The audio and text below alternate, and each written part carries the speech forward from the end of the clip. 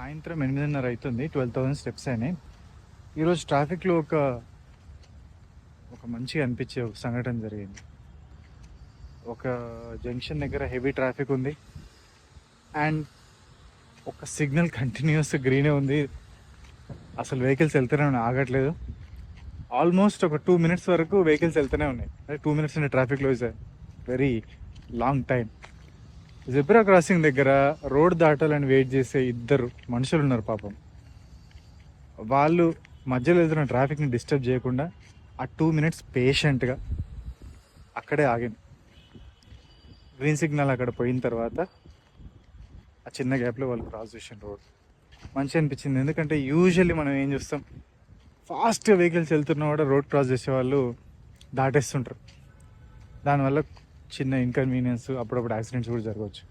కానీ ఇక్కడ కొంచెం కామన్ సెన్స్ ప్రివేల్ అయింది. Very good traffic sense by these 2 people.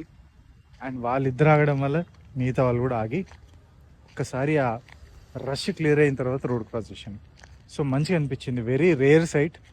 Chance ఎక్కడ దొరికితే అక్కడ రోడ్ క్రాస్ చేయడానికి ట్రై చేస్తాం మనం. కాకపోతే ఒక వెరీ రేర్ సైట్. హ్యాపీ అనిపించింది. అందరు ఇది ఎంబ్రేస్ చేసుకుంటే బాగుంటుంది అనిపించింది. అది కథ.